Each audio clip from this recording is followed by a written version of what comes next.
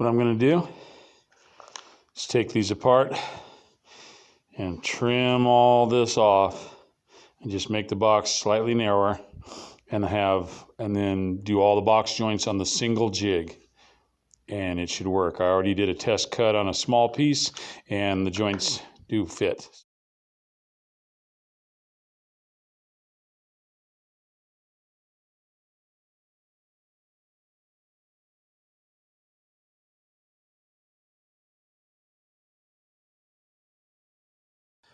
Now, time to put these back together, and here's one of the importance of having those pencil marks that shows these are the right ones. I actually kept all the pieces together, but if something had gone wrong, I can't imagine that anything would go wrong, but and they had gotten mixed up, they would be able to put them back together easily. So let's go ahead and get these reassembled, and then we can re-box joint them.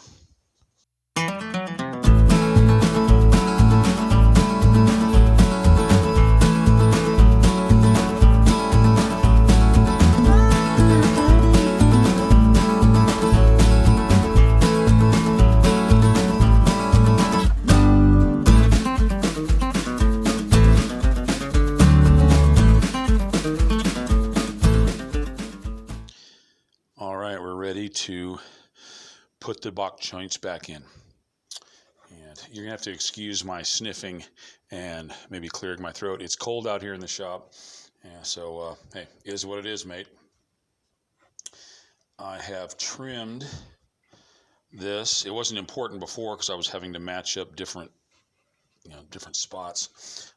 They're trying to match up the existing box joints before with these, which didn't work out, as you saw. So, but now I have trimmed this to be an edge guide for, at least for starting the front and back.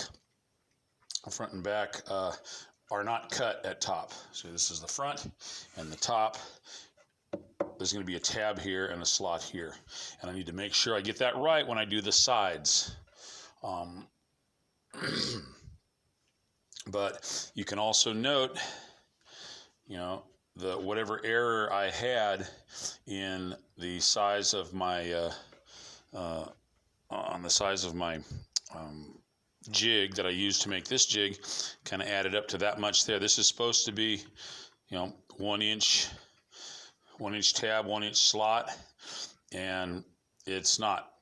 It's one and a slight little bit, and after that many spaces, it adds up to that much. Which is not that big a deal. At least there's actually a large piece here rather than leaving a small section for the other piece to fill. So hey, it's gonna be okay. So there we go. Let's get this. Get some space here. Get that butted against there. Lined up, clamped in.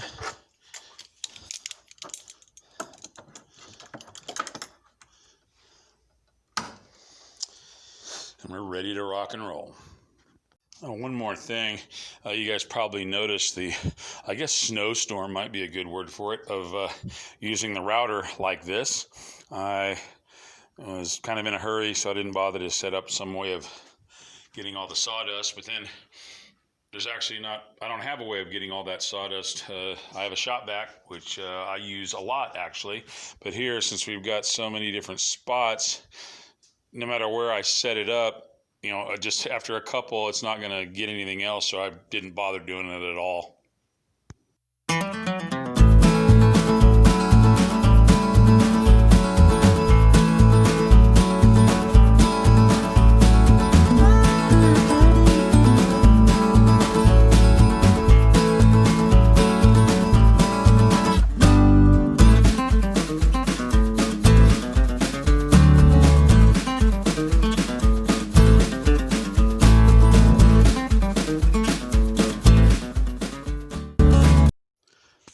Now we're doing the sides, and the sides are notched at the top. So I'm lining it up right with the notch,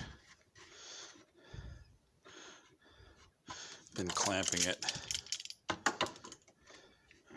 Should spud it up against there.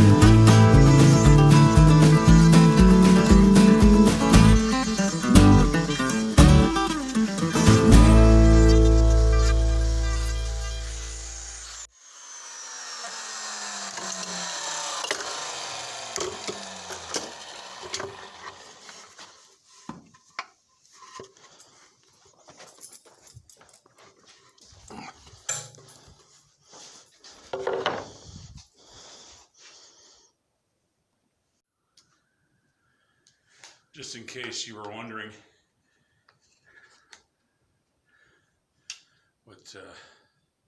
what I looked like. Actually, I was kind of wondering myself.